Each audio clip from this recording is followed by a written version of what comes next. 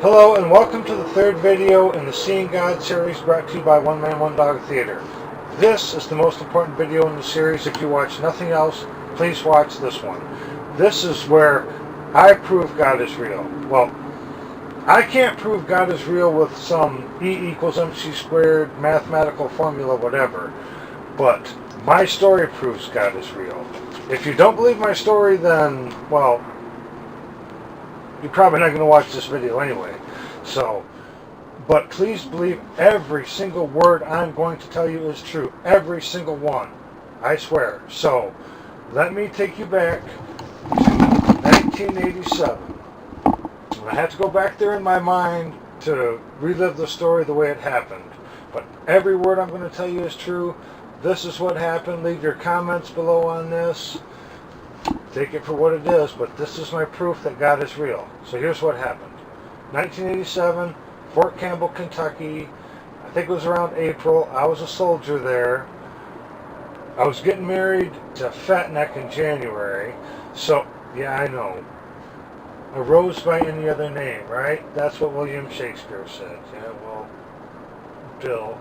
Anyway, I was getting married in January, so I'm going down the road, 41A, in front of Fort Campbell with, Fort Campbell, Kentucky, 101st Airborne, Air Assault, Iron My Wings, thank you, sir, proud.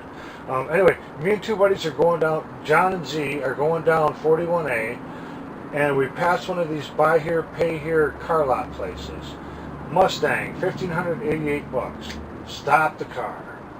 Not that I'm going to buy a car from these shysters, but for that price, I might as well take a look, right? So it turns out to be a 1974 Mustang 2 Ghia, and they weren't going to budge on the price. I didn't blame them. Had 60-some thousand original miles. The thing was cherry. I mean, it had that plethora interior in it, and there was not a rip, a tear, a nick anywhere in the interior. It was just gorgeous. Anyway, so I signed the papers, drive off the lot with it. That was a Sunday. That Thursday, I'm out in the parking lot. I'm waxing the car, doing this and that. John and Z show up again. Hey, how's that car working out? Great, love it. Let's go for a ride. Down to the park, show the girls, right on. So, hey, not going there sober, right? Nope. We all agree, jump in the car, drive down to the liquor store, and buy a fifth of Evercrap. You know, which is basically just moonshine.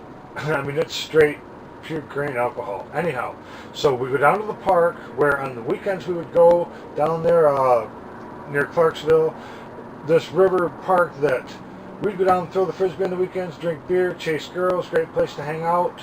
Well, it was maybe on Saturday and Sunday, but not on Thursday night. There was no one there. Park was dead. We back into a space and start drinking.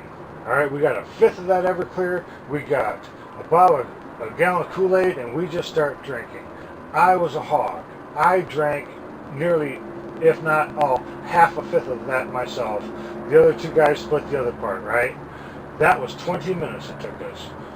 Well, the park was lame. Let's get out of here, hit the key. We pull out of there. Now, if you've ever drank a half a fifth of moonshine, you know how drunk I was, right? Well, you know how drunk I was about to be. We slammed it in 20 minutes, so I was feeling good, but it had not fully kicked in yet. So we go back on base, and Fort Campbell is a closed base, and you have to have a decal on the front of your car just to be waved through the gate. If you don't have the decal, you have to drive over to an MP and explain why you're there and why they should let you on. Now, I was drunk off my ass. There was no way I was going to do that. So we went through the back way to Fort Campbell, which at the time was so it's a one-man guard shack, and he would look at your short haircuts and just wave you through. No problem, right? So it's not that way anymore, by the way. And hopefully I have the picture up of the intersection. But I went back to this place a few years ago, and that guard shack is not that way anymore. It's a big guard shack, and you definitely have to have a decal or, anyway. So we're going the back way to Fort Campbell. I'm going down this road, and I call this road 106 because that's what I was doing. I mean, I put that pedal to the metal, and I got 106 miles an hour out of that car, right? So I'm going down there, and this is when the fog rolls in. Okay, all I remember was 106 miles an hour and that line speeding by. Okay, now there was a bunch of yelling and screaming, but Don't ask me what it was about, at least not now, okay?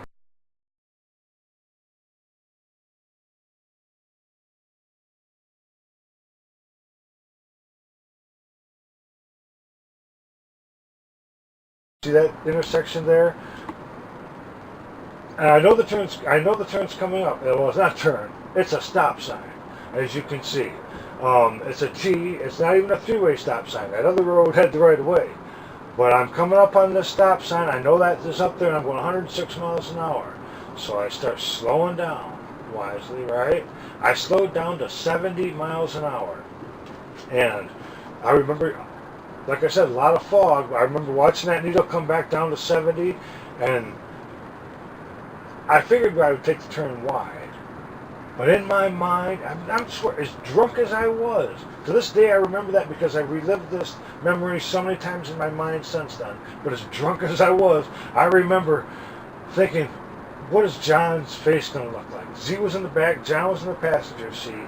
As I'm hanging in that chair, and I'd probably go wide, you know, maybe under the shoulder, John would probably look at me all terrified, and I would just laugh at him, right? Remember that vision in my mind. Anyway, I'm coming up on this stop sign. I slowed down to 70, and just before I hit it, that wheel spun out of my hands. Counterclockwise the first time.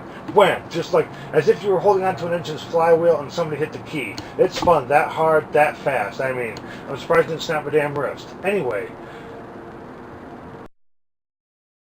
exact words that went through my mind when that happened.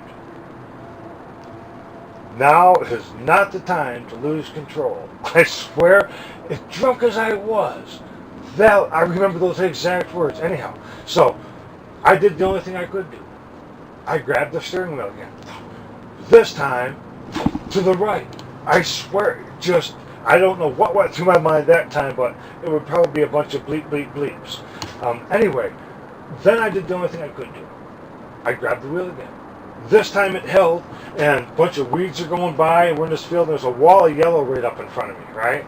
And I hit the brakes, but it was too late. We hit this wall of yellow, which turned out to be a sand embankment. Rocketed airborne, landed, went down into the ditch on, we'll call Guardhouse Road. That one going that way.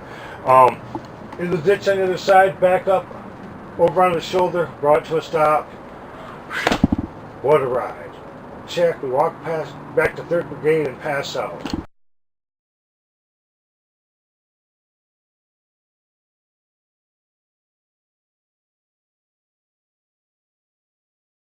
All three of us returned to the crash scene. This is what we saw. By that telephone pole, see that telephone pole?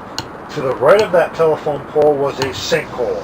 And this sinkhole was probably 20 feet long, maybe 12 feet wide, 8 feet deep. It was huge.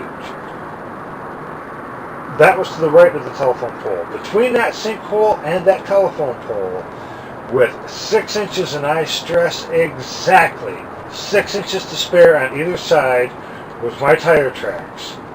And then, you know, the sand embankment and such was off to the left of the telephone pole there.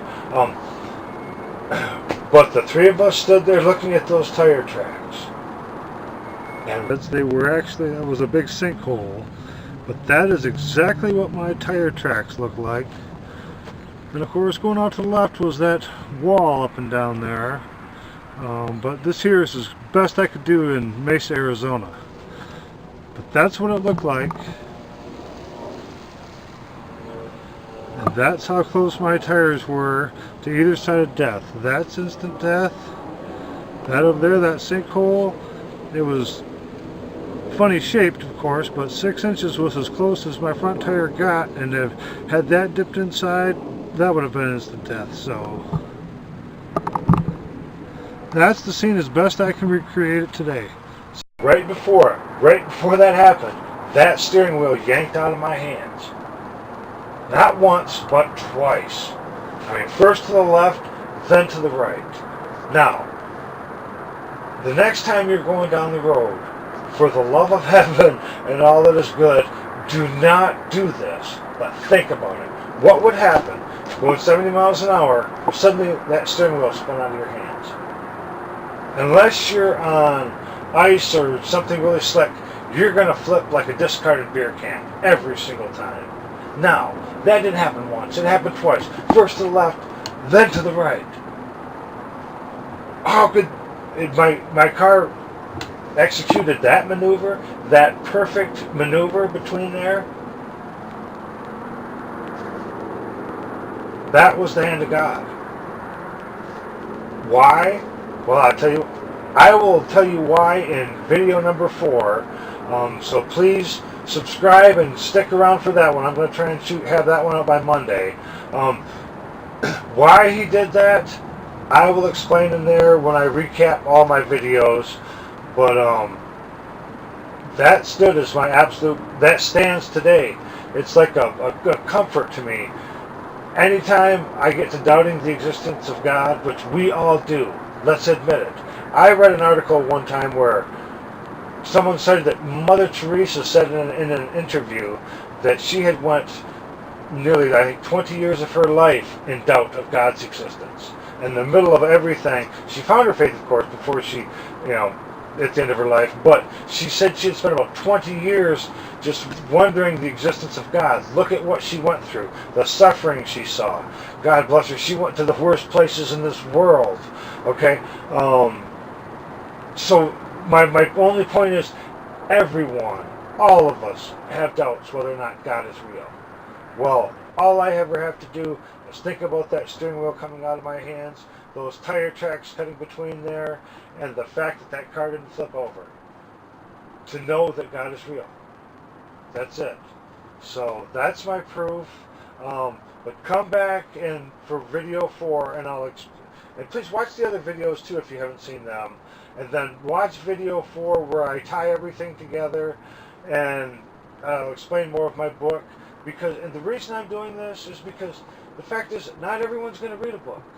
I think it's a great book. A lot of people think it's a great book. If you go to my website, seeinggod.net, you'll see lots and lots of comments from the friends I'm on Facebook who have read it, who just love the book. But not everyone's going to read a book.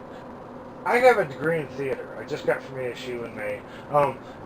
Guess what? Not everyone's going to go see a play. You can put on the best play in the world, but most people aren't going to go see a play. Why? Theater sucks. But that's another matter. Anyway, but not everyone's going to read a book. But I still want you to hear this story. So now you've heard it.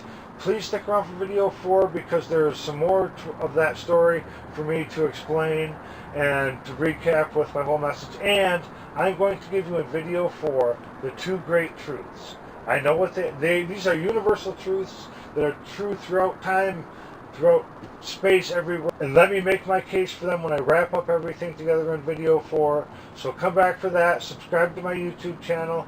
Thanks, and we'll see you there. Bye.